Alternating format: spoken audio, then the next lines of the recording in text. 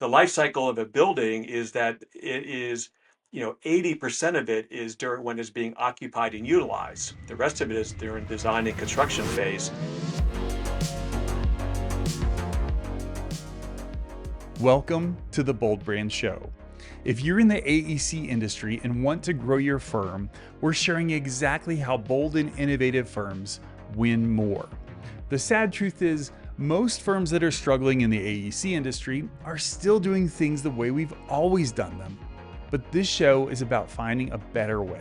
I'm your host and founder of Bold Brand, Josh Miles. I'm a published author, veteran of the TEDx stage, and a brand strategist with over 25 years of experience. But my superpower is my focus on AEC firms to understand how branding and marketing in the professional services industries is wildly different than for retail brands like Apple, Amazon, or Starbucks. So in this podcast, we're going deep with AEC firm leaders, marketers, and innovators in the AEC industry. We'll focus on the hottest topics and trends in AEC to uncover the growth secrets of the most successful firms and how firms can create lasting legacies and perhaps what the future has in store. I've got a special deal to share with you from my friends at BizNow. I regularly hit up BizNow events here in Denver, and honestly, they're my go-to for networking in commercial real estate and AEC. Each month, they pull together these great panels with heavy-hitting speakers who actually know what's happening right now in different markets. Not just theory, but real deals and trends. What's cool is they're not just a Denver thing. They run these events across the country. So if you're looking to stay on top of market shifts or want to connect with people making moves in CRE, it's worth checking out. If you're interested, check out BizNow. That's biznow.com/events to see what's coming up. You can use the code BOLD, that's BOLD, when you register to save 15% on your ticket. Trust me, the connections you'll make are worth it. Special thank you to BizNow. On today's episode, we're chatting with my friend, Michael Geary. Michael has over 30 years of leadership experience with associations and nonprofit organizations. Currently, he serves as the president and CEO of the International Facility Management Association, or IFMA. Founded in 1980, IFMA is the world's largest and most widely recognized organization for facility management professionals, supporting over 25,000 members in more than 140 countries. Previously, Mike was the Chief Executive Officer of the Society for Marketing Professional Services, or SMPS, and the SMPS Foundation, serving over 7,400 marketing and business development professionals in the architecture, engineering, and construction industries. His career also includes serving as the President and CEO of the AmericanHort and Horticultural Research Institute, concurrently led the Ohio Produce Growers and Marketers Association, and the Nursery and Landscape Association Executives of North America. Earlier in his career, Michael was Executive Director of the American Institute of Architecture Students and held senior staff roles at the National Association of Home Builders and the Delta Chi Fraternity, and the North American Interfraternity Council. And of course, Mike and I worked together in our previous roles at SMPS, where we rolled out the rebrand and the new Markendium series and navigated a little thing called the pandemic. Michael, welcome to the Bold Brand Show. Thank you, Josh. I had actually forgotten about the pandemic, so thank you for bringing that up. That's and yeah, and it's funny, not so funny, but interesting. As organizations right now are thinking about the impact of the tariff war, if you will. I'm not making a political statement, but the issues around the economy, tariffs, travel, et cetera. We're like, okay, well, let's get that pandemic playbook off the shelf because we learned a lot during that time about how to adjust quickly to unexpected changes, economically, socially, otherwise. And so we're all kind of like, we're not reliving the pandemic. That'd be dramatic, but to say that, but we're definitely thinking like, oh, well, what did we do? How did we run our businesses differently? What did we learn from that experience? Because some of that may be relevant today. Yeah. So it's unfortunate we have to think of it in that context, but everybody gets it and understands it because it was just a few years ago. Yeah, definitely. Well, on our show, we want to learn about what you're thinking about and challenges you're facing and the successes that you've had and some of the boldest moves that you've made. And, coincidentally, one of the reasons that I'm even speaking to you today is because of IFMA. And when you took that job with IFMA, I was like, I probably wouldn't even be here today if it wasn't for IFMA. I got Hmm. introduced to the Indianapolis chapter of IFMA when I was a very young professional, and I got invited to speak at one of their meetings on website design, I think. And I remember telling this group of professionals who are, much older and wiser than I, uh, that if you have your mission statement on your website, you should probably take it off because nobody cares. And I remember that was the thing that everybody told me afterwards. They were like, Right. that was the craziest thing, that you just walked into the room and told people nobody cares about their mission. But the IFMA chapter in Indianapolis was really great. It was kind of my gateway drug to SMPS, if you will. So I'm a big fan of IFMA and the things that it's done for me in my Thank you. career. Yeah, good. Well, I'm a big fan of IFMA too because it's helping my career. So we have that in common. The Well, continuation of. yeah, no Yeah, kidding. I mean, you've spent, as we said in your bio, most of your career in the membership association world, and right. AEC and SMPS, and now you're on the facility manager side, or as we used to say, kind of in the SMPS world, like kind of more of the owners and the users, the operators of the buildings. When you think about SMPS and IFMA, are they more similar than they are different? Are they really different? What's going on? I mean, you're in a global organization now with 140 countries, I think we said. Sure. Uh, Today. yeah, how are things similar or different from SMPS?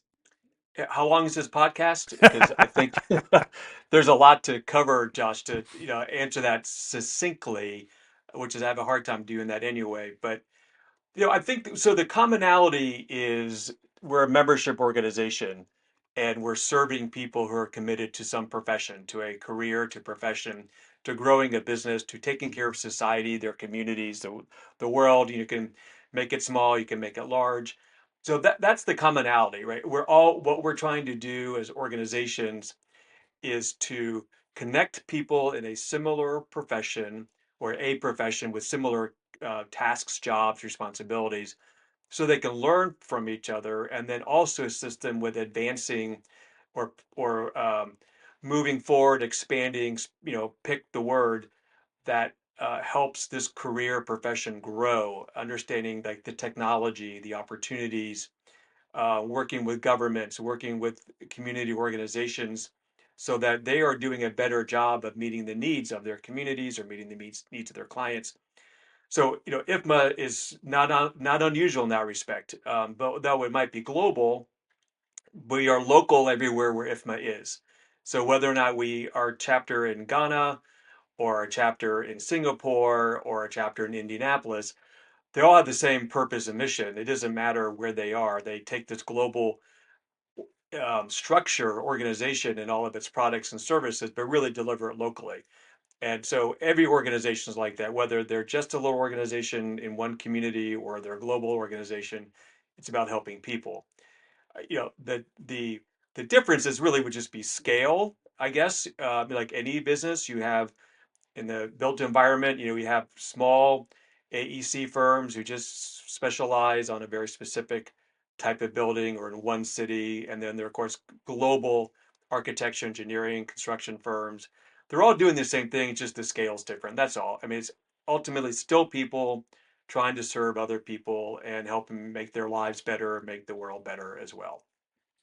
Maybe this is hard to put a finger on given that Yeah. you're so broad around the world, but what would you say is either the hottest issue that IFMA is facing right now, or that your members are dealing with, or what are kind of some of the top ones across the world? The hottest issue, I think it's been around for a bit, so I don't think it's like an acute issue per se, but that is relevancy. And so this is what's very interesting to me as a professional that's been working in the built environment for a long time. There's a whole lot of organizations dedicated to design and construction, and then all the products and services that go into that, from project management software, et cetera. So IFMA is sort of on the tail end of that. And so this is what's really intriguing to me about working with this organization is taking all that knowledge and experience and then working with the organization, the people that say, okay, now we'll take the building from you.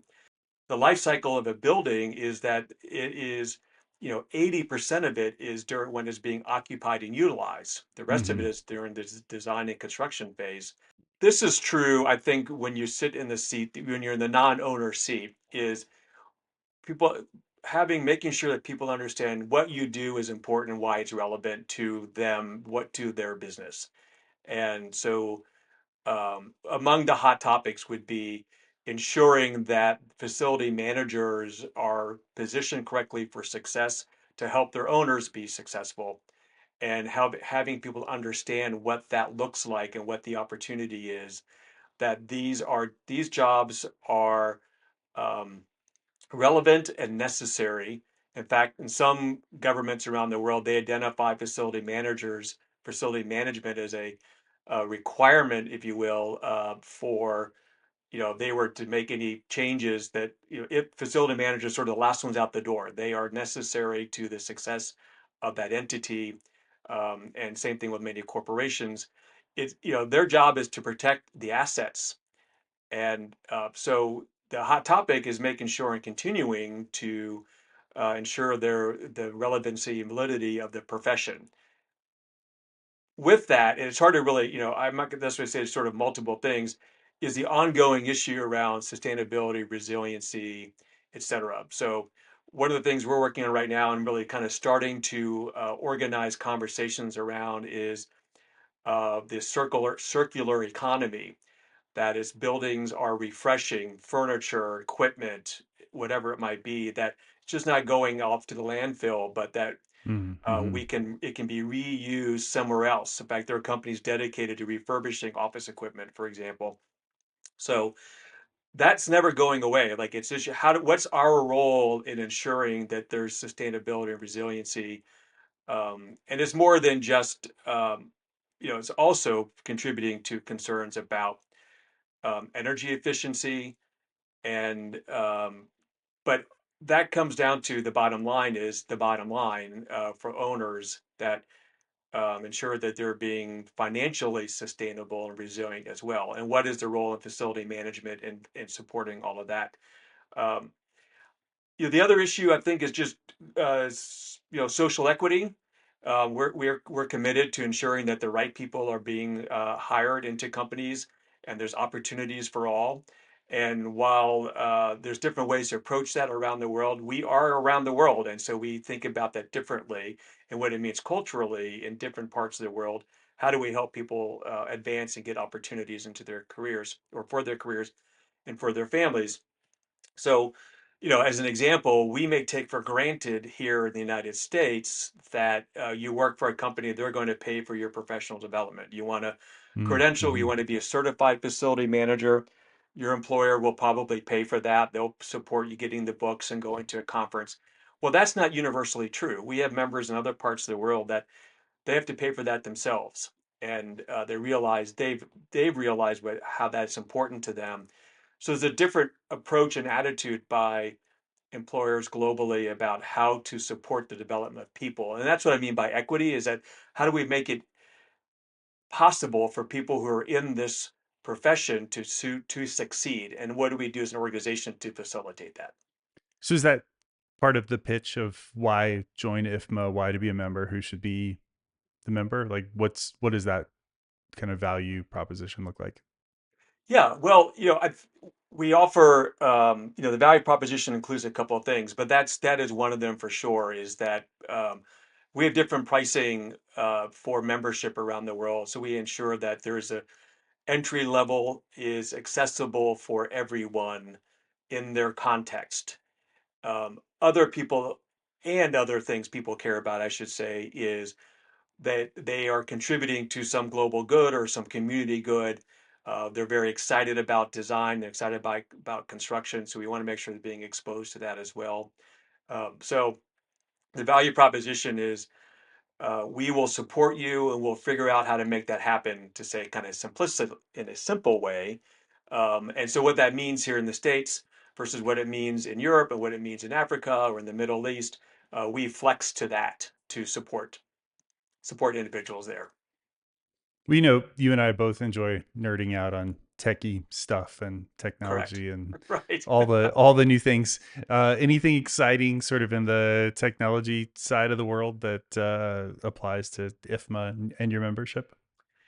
Yeah, well, as technology is evolving to support communications, as you're connected to, also evolving is the use of artificial intelligence in managing buildings. Mm. And so we are addressing that issue as an organization. We're supporting the conversation around that with both software designers and the end users, so that buildings become more efficient in their operations.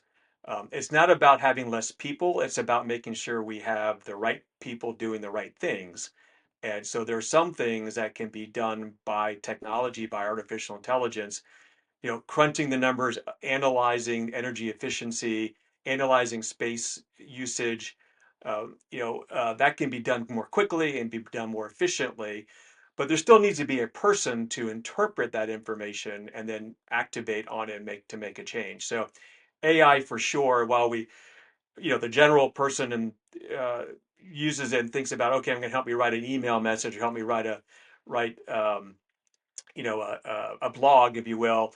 Well, we're using AI to really to run buildings, and the other related to that is understanding also the long-term viability of buildings. So using technology to make decisions long-term about the efficiency and the value of the building. It is an asset, and so we're working on a new program now about building life cycle management and understanding how long can a building last, how do we utilize its capacity long term, but also look at it from an asset perspective that buildings get bought and sold all the time. And so when you're buying a building, you're not just buying concrete and windows, you're also buying this knowledge base.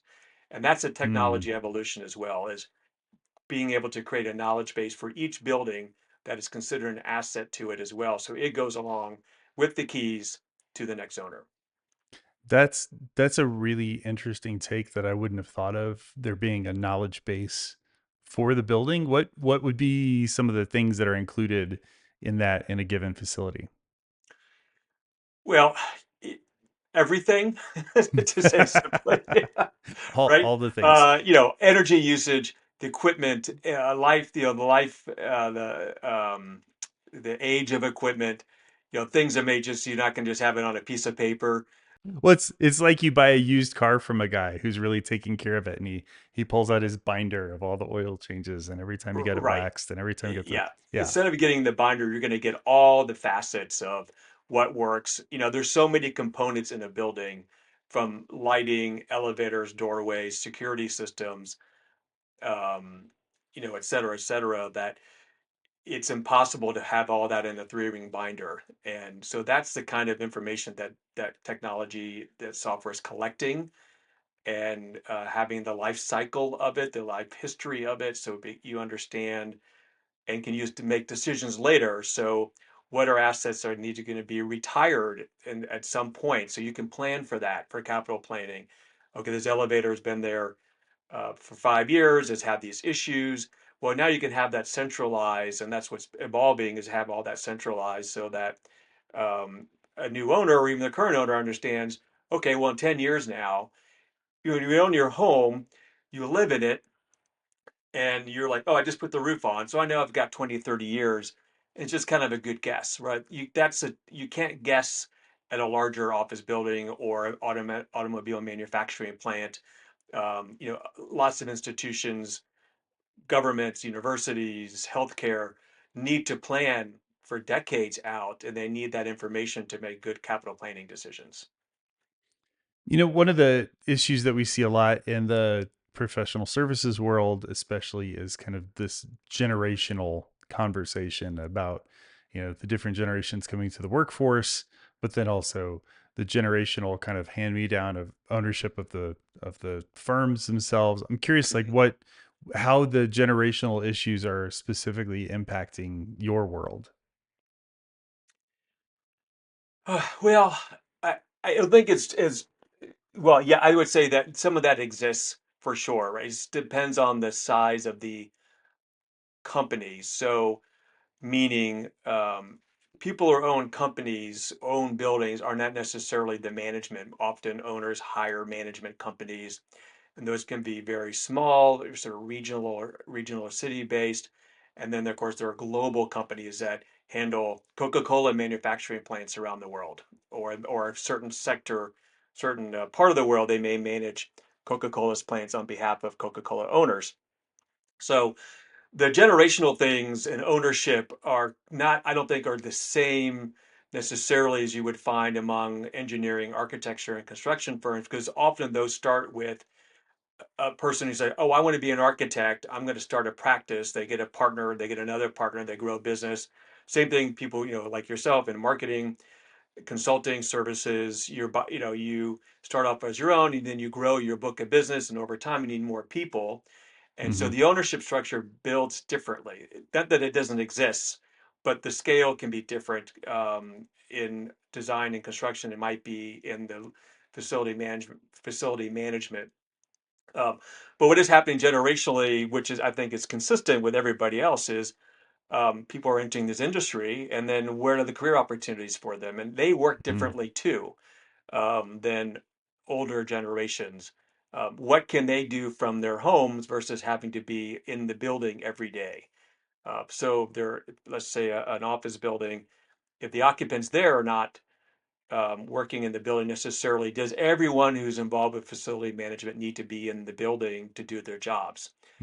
So Hmm. there's certainly on-site responsibilities to see and witness and supervise operations, elevators working, escalators working, etc. Like, I'm not talking about custodial activities, but the infrastructure is working properly.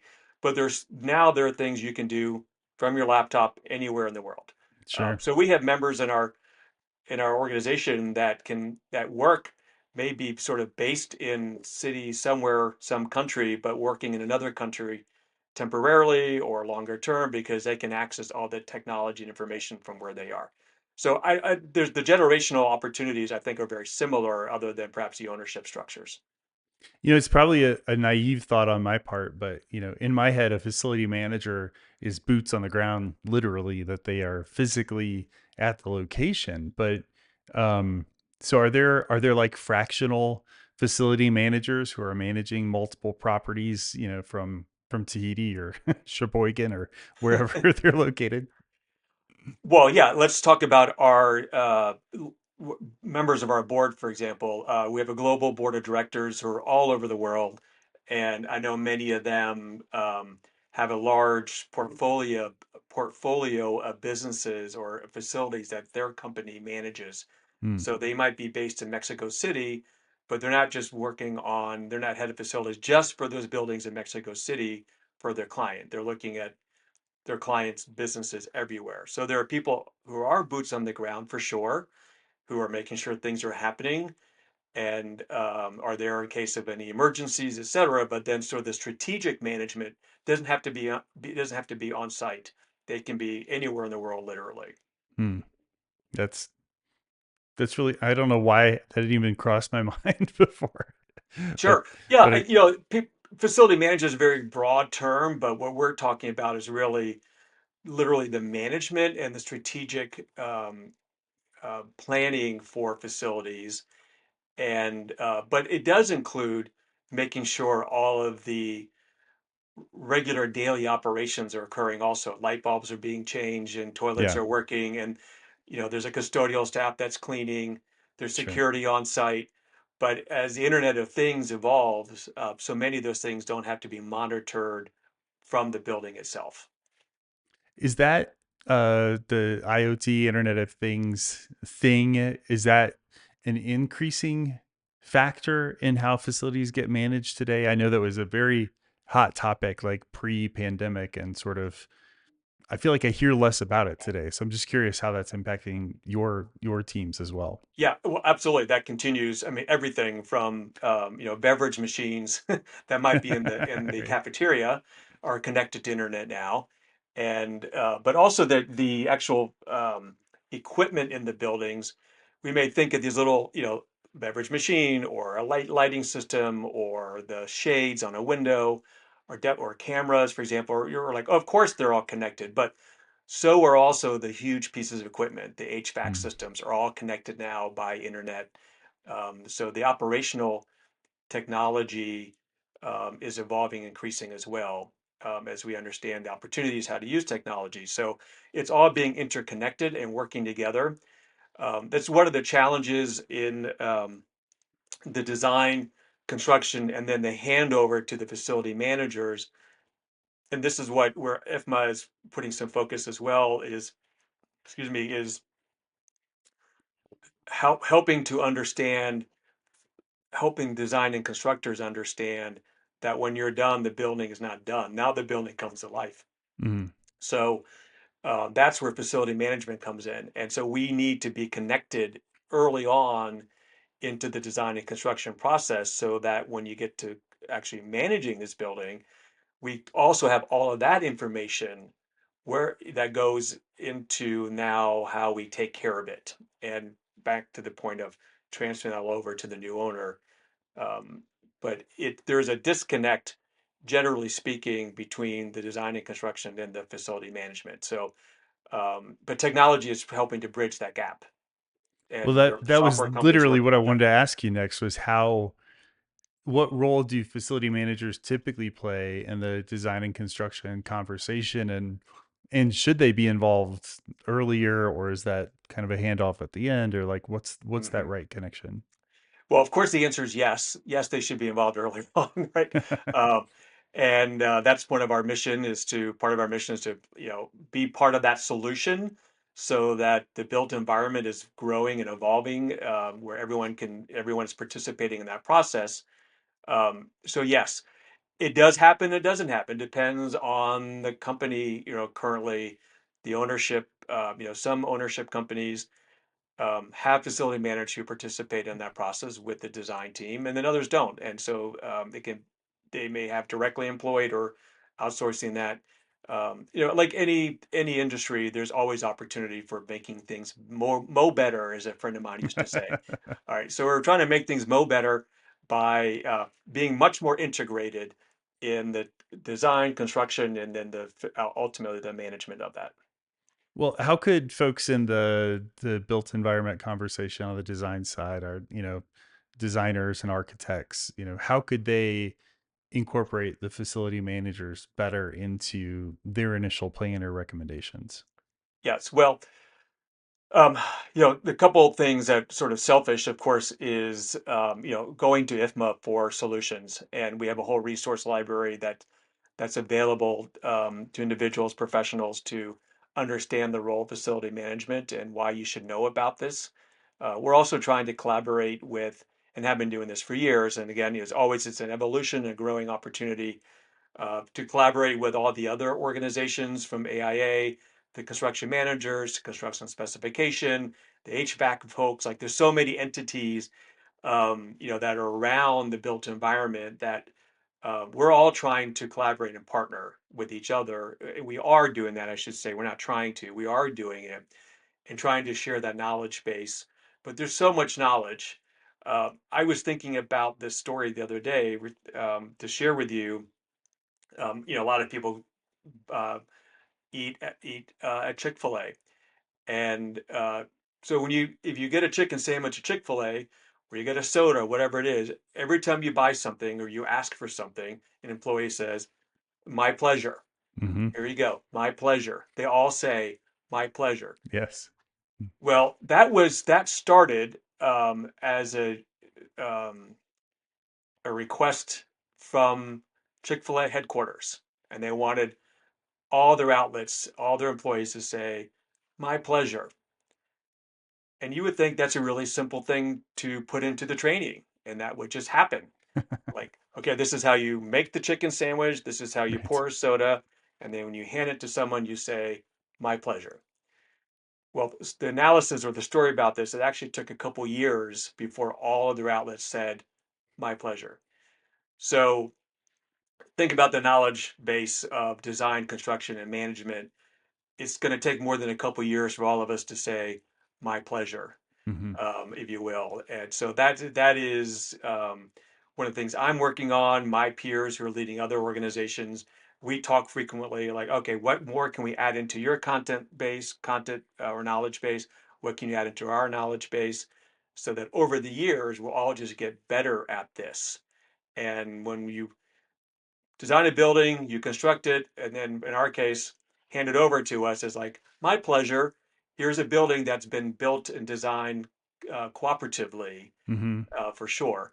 But we also speak to not just design and construction. We also talk to ownership groups as well, institutional owners, government or otherwise, and talk about the role and value of facility management to make sure they're involved in their decision making as well. So it's not just a great price per square footage, but what is it going to look like and what does it need 5 years, 10 years, 30 years, depending on the lease, but also what do you need tomorrow to make sure you're effectively using this asset on behalf of whether taxpayers, public, or on behalf of your private clients, they're getting the right value out of their building. Okay, so maybe this is a generalization, but when you think about how architects and engineers, people who design for a building, what are some things that might be surprising to them that they don't understand about the role of a facility manager? Well, I one thing I want to think about, Josh, first is that I don't want to generalize too narrowly, and meaning that design education, construction standards, and processes and materials vary around the world. And so I want to be careful. I'm not answering on behalf of a Western society, and this is how they happen, right? So there's sort of gross generalization that um, you could probably start from the beginning. One, in design education, generally, you're not learning about, you're not spending a lot of time on materials and usage. There's a little bit of that in your design education, but not a whole lot of time. Engineers, again, generalizing the thinking about making sure the thing doesn't fall down, that it's the right structure, that it can handle any sort of energy issues or environmental issues, I should say. Um, but the concern about like what happens next is not taught um, more than a little bit. That's a technical term. More than a little in design schools and in engineering schools. I know this because I worked with design and engineering schools for part of my career, and Hmm. they've always, academics always say, "I wish we could do more of that," but there isn't enough time to teach everything you need to know. Um, so, also depending on where you are in the world, you're exposed to different materials.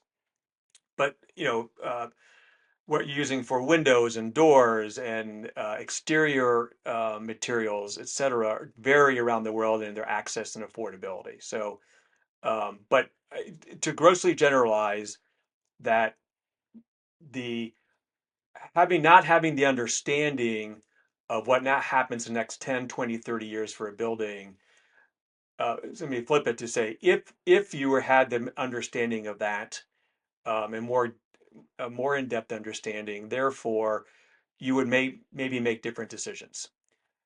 And so once people move into the building, whatever it might be, any sort of uh, office building or a public facility or some sort of institutional building, it isn't until people are using it they realize, oh, this doesn't work, Hmm. or this is not the right material. I thought it was, but now the facility managers are the ones who have to figure it out. They have to budget for it. I'm not saying these are mistakes.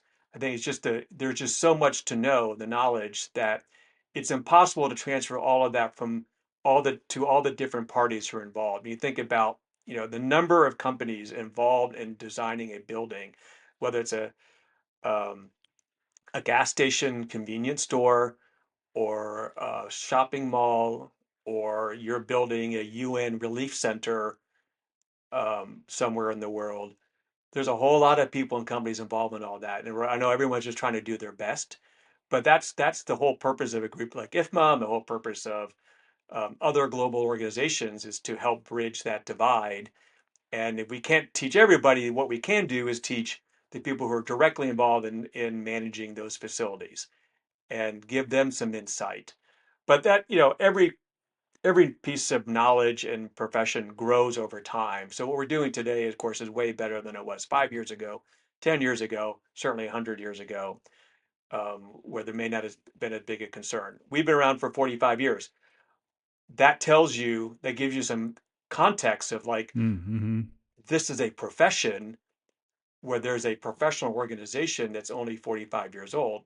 Now, we're not the only one in the world. We are the only global organization, but many countries have a peer organization of ours that services specifically people in their country. Mm.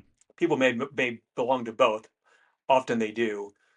We have the global certification program, but there's just so much knowledge that what so the answer back to your question is like, what do people need to know?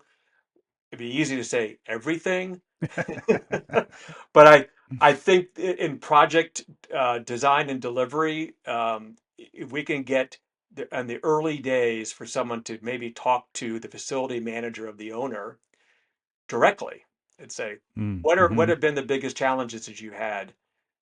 Let's make sure we're designing for that to solve those problems. Yeah, I love that. Um, as you know, a lot of my experiences on the marketing and branding side of things. So I'm always curious. Organizations large and small, and organization as large as IFMA is. What are some of the challenges that you have in differentiating or getting your story out, or sort of developing your reputation as a brand? Yeah, my pleasure, right? I think that story applies there. Um, and there's so much distraction in the world, and I don't think we're unique in our challenges of providing being a service provider is how having um, getting to have every member in an organization understand what's available to them literally at their fingertips, or might be available to them locally wherever they belong to IFMA. Again, whether it's in London or in Rome or in Indianapolis, that the network and how valuable and important that can be to them. Until you're in it, you don't know it really. So um, that is, always an ongoing challenge. It's just sort of general awareness in what's happening, but we're evolving like any organization. Excuse me. Of course, we're very fortunate that we have resources, so we can invest in technology. We can invest in people to tell our story frequently, more effectively, whether we're using video. But we also have, we're not doing everything from our global headquarters in the United States. We have people in other parts of the world who are also telling the story that makes sense to them in their region to ensure that we are addressing cultural differences, geographic differences, language differences, etc. So we're not Americanizing this organization. We are making sure, to the best of our ability, that if you belong in a European chapter, you're hearing stories and getting content in a way that is typical for where you live Mm. and not for the way that may work in Singapore. So we have a variety of strategies globally to ensure that we're talking to people that they want to be talked to, if you will. Um, but it all comes down to the typical people issues. There's another story that I love to tell. Many years ago in the New York Times, they used to have a standing Sunday column called the CEO Corner, and they would interview a CEO of some company. It could be national or global, and they would talk about like how they got into their jobs, what are their biggest challenges, et cetera, et cetera. And one interview was a person who's a CEO of a communications company. This is a company that uh, corporate America hires to handle all their social media for them. They may handle their Mm. online chat, their Twitter, Instagram, Blue Sky, whatever they're using. Their job is to facilitate all that on behalf of the company. And the question was to the CEO, like, what's one of your biggest challenges in your company? And she said, ironically, it is we can't, all of our employees do not know what's going on. And even though we have regular staff meetings, this is a larger company. Yeah. She says, even though we do all these things, internal newsletters, we have intranet, we have meetings. Our employees still say, "What the hell's happening in my company? What are we doing?" Right? She says, and that's our job, is to do that on behalf of other people. So Hmm. this is sort of the typical people issues of encouraging people to pay attention, to read, um, and it's always challenging to be at the right place at the right time. And so we're thinking about that all the time. What's the next thing? How do we use AI to better communicate automatically for us so we're responsive? How do we use video? As I said, are we in the right social media channels? Are we using the right imagery? The video's too long, too short, whatever. Like it's all the same. It's all the same. And Right. AEC firms, people who do branding and marketing for those companies, same thing. Well, you mentioned video a couple times. I know I'm a little biased in that video Yeah. So I is, keep saying it. yeah, it's now like over half of what I do now is video, and like Yeah. even the podcast now is video. So, we Google came out with some report late last year about YouTube and saying that the most successful videos were between something like 13 seconds and 45 minutes. So the answer is the length doesn't actually matter, but it's about how you're using that video to engage the audience. And are you going to watch an hour long podcast with you and I, or watch a 13-second clip about how crayons get made on a conveyor belt?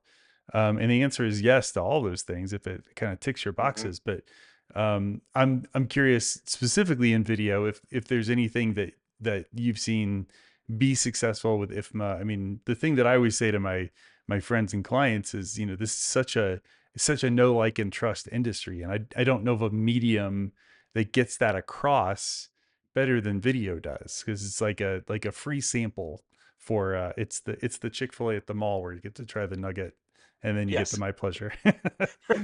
But how are you guys thinking about video specifically, or is that a future step for you? Well, like I said, I don't think we're any different as an organization. It's an organization of people serving people, Yeah. and we understand all that. I mean, as a leader, I can hope and dream that people are going to watch an hour-long training video. But by the way, we want our surgeons and our engineers and our facility managers to watch an hour-long video so they're getting Yes. all the information they need, right? I don't want a 13-second how to do open heart surgery, and nor do I want someone who's managing and overlooking important infrastructure, life safety infrastructure in a building, to watch just a 13-second video and say, I got it. Um, so I think it depends on context and what the content is that you're trying to um, inform people on. And what's the entertainment value, for sure, is very important. So let's remember back, what, 10 years ago, or longer, Amazon came in, and they now are delivering same day in a lot of metropolitan cities around the world, Hmm. or wherever Amazon's doing business. Well, that's creating an expectation on everybody. Like, I order something now, and they're like, "We'll see you in 10 days." I'm like, "Oh, do I really want that thing?" Right. Right? Could I go somewhere else to get it faster? So we're being trained to change our behavior and expectations. Um, I was trying to learn how to use Microsoft OneNote. It was new to Mm. me. I used a different system in my last organization. So Hmm. I'm learning how to use OneNote to manage my tasks and notes, etc. Never really used it before, so I went to YouTube and pulled up videos, and it's, oh, this, subject line, and be like, oh, this is exactly what I want to know. This very specific thing, like how to use Hmm. tags. Click on the link, and I see 12 minutes. I'm like, nope. Right. I don't know. I don't think that should take 12 minutes to teach me how to use tags. But Right. um, a little side note, though, there is a bit of a conflict of interest because YouTube is incentivizing longer videos. They want you to be on the Hmm. screen, so you can see that when you are reading a blog, even not just YouTube, or you're watching a video. People are intentionally making things, or Instagram, longer, so there's more time on the video, which is more eyes on advertising. So, and you can't skip through it anymore. But what Google is doing, or YouTube is, now you get a transcript.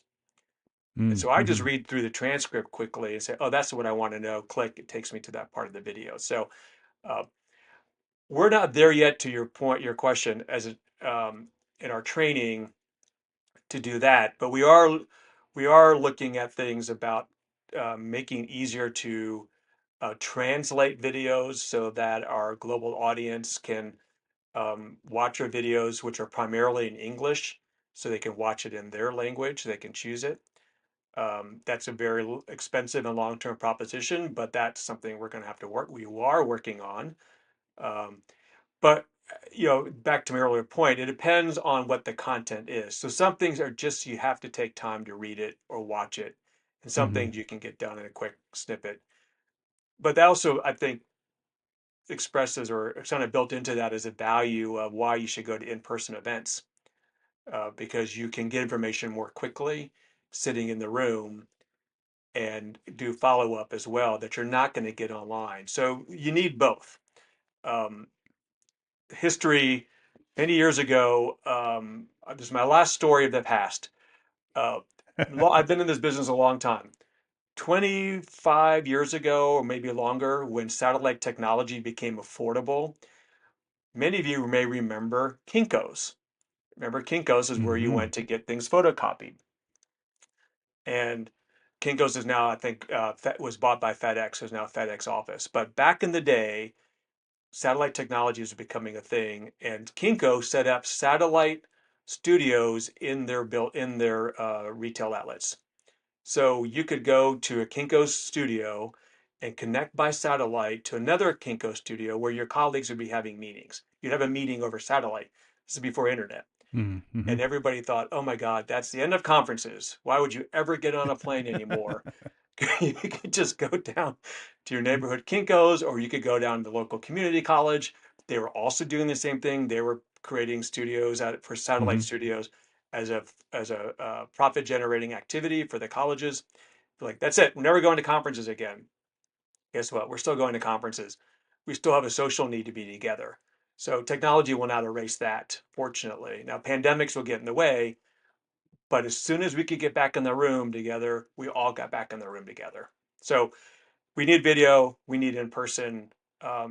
Technology is not going to solve all of these issues for us.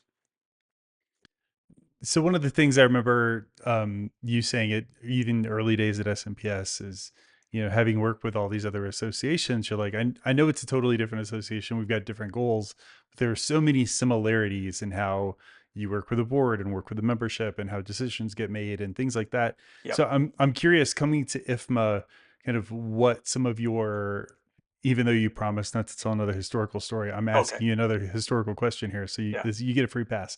So what do you find that you're bringing to this, either from your past association work, or what other industries are you looking to that you're thinking, along the lines of Amazon, like how do we do it faster? What are some of the things that are driving the change that you want to see? Yes. Well, fortunately, we do have companies like Amazon and Google and Meta, et cetera, who they are spending the money on the wild, wild west, on the frontier of technology improvements. And then later, we're down the line, we will get used to that too. And so the affordability comes along eventually. And but we also have an obligation or expectation that we're going to have to keep up with um, what these corporations are doing, because as I said earlier, they're setting the expectation for customer service, for delivery, et cetera. I mean, even the things, not that's necessarily an IFMA thing, but just something we haven't really mentioned is, if you order something from Amazon or Wayfair here in the U.S. anyway, Wayfair sends you the wrong thing. You call them up and say, "I wanted blue. You sent me purple." They'll say, "Great, keep it. Don't send it back to us because it's too much effort and money to send it back to us." Right. Right. So, you know, that's kind of becoming an expectation now. If you screw it up, you better make it right. I mean, let me say it differently. Hmm. Um, you always expect a company to make it right, but now the right is like, just keep the thing and we're not going to worry about it. So yeah, I think that's emerging as a customer expectation. Don't make me give you back the coffee that's bad. I'd like to keep and drink it, even though it's not the way I wanted it, but go ahead and give me the one that I really wanted. So from other organizations, how organizations like IFMA and SMPS and name a good name an organization from an association to a local charitable organization. Probably two things that are important. One is good governance, and that you have a board that's selected, you have the right people selected to be on a board, that they're obviously bringing the right experience to what their responsibilities are. They understand their responsibilities. And a lot of the job of responsibility of a board is to be strategic and be thinking down the road. What is going to happen with this food bank or this housing relief agency or IFMA that we need to think about 3, 4, 5 years down the road. 10 years is way too long now. It's really kind of 3 years is kind of a horizon at this Mm-hmm. point because the world is constantly evolving very quickly. Um, so really good governance that you have the right people sitting in the boardroom helping to make decisions. And then the other thing, and these are all people issues, you're having the right people. If you're able to, excuse me, whether you're paying people or they're volunteers, you're selecting the right people, which is what you hope you're doing. But the point I want to make is that you're training them, that you're giving them an opportunity to learn skills. You can tell when you go to McDonald's which employees have been trained and which have not.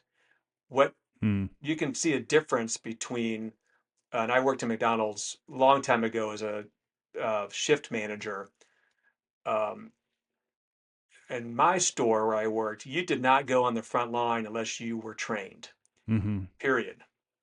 And or you weren't cooking until you were trained. And the store, you just kind of sucked it up as a manager to say, well, I can't let Bob get out on the front line yet because he's not seen the customer service videos yet. And we were watching video back then, VHS tapes or beta. Yeah. Actually, they're beta tapes. You This gotta is back wheel in the the '80s. television in. Yeah, we had a television on the cart. You have to watch, you had to watch a video about the brand of McDonald's. You'd have to watch a video about how to run the register. Then there's a separate video on how to bag food.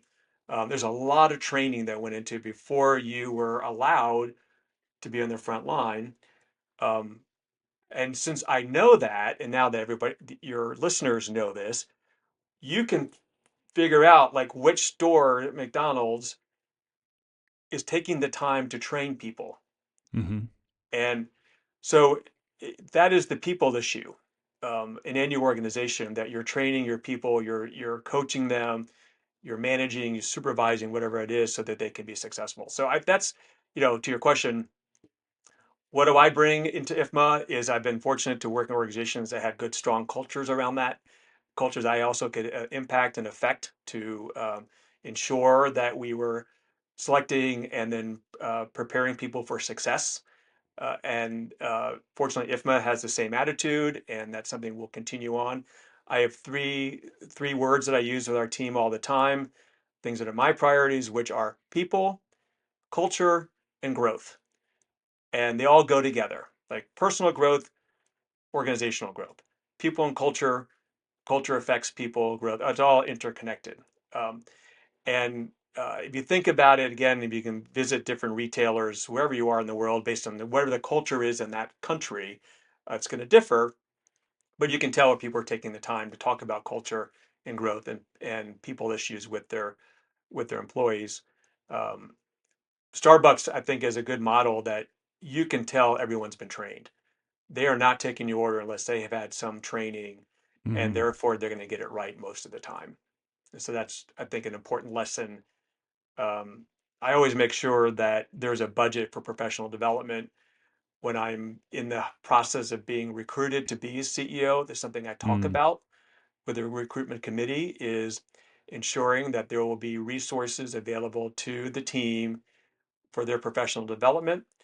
On day one at IFMA, I said to the team, there are resources and I'm going to make sure you continue to have them because it's important for me and important for the organization that you're investing in yourself, and we will make that available to you. Well, I love that quote about, you know, What if we invest in all this professional development in our team and they leave, and then the CEO says, well, what if we don't and they stay? Yes, I actually have that as a graphic, and I show that in my first meeting with our IFMA team. And I said, that's how committed I am to this, just to be kind of really candid. I didn't use these words, but the implication is we want you working here and we're going to make sure you're successful here. Yeah. I don't want you here and not be successful.